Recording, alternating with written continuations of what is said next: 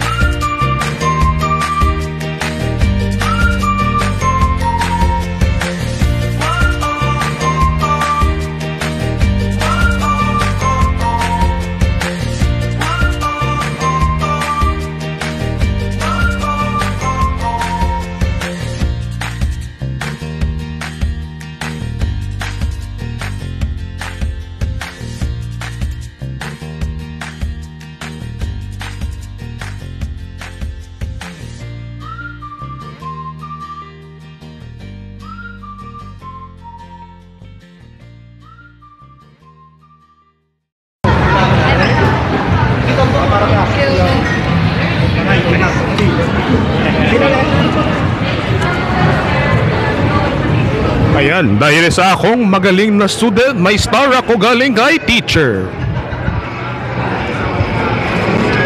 Tara, gumala tayo ngayon, tapos tignan natin kung ano yun. Uy, may Star Wars, oh. Si Geralt of Rivia galing Tatooine. Lightsaber. Ayain natin mag sword fight, pre. Joke lang, delikado tayo.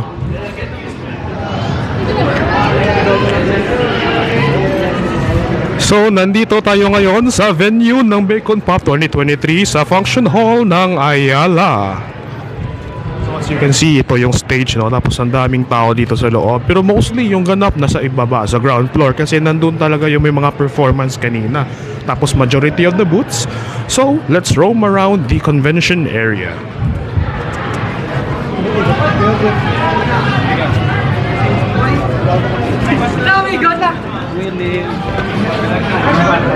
Alright, so yung angkan ni Zuma, nakita natin, no? Yung mga kulay blue.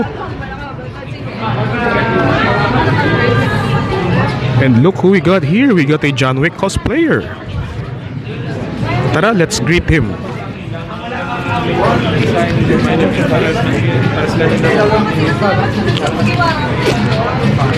Greet muna natin si John Wick, mga pre. May mga coins ako dito.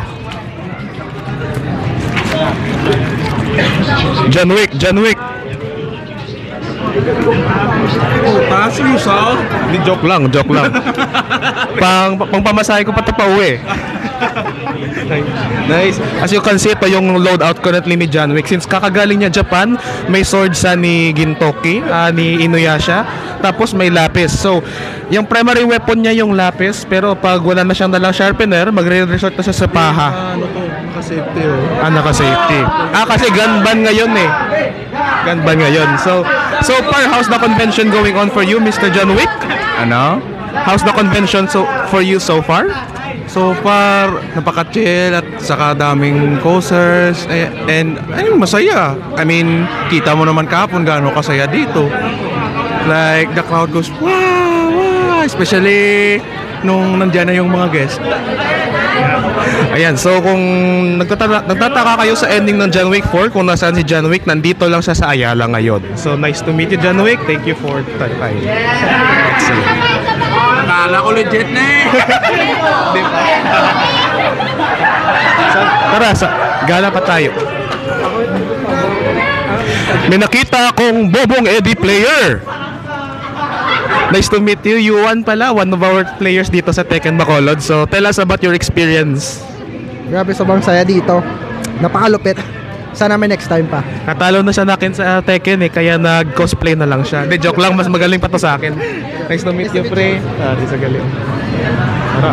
Tara, ikot pa tayo. So, naghahanap lang ako ng bacon, pero napunta ako dito sa Bacon Pop for some reason, no?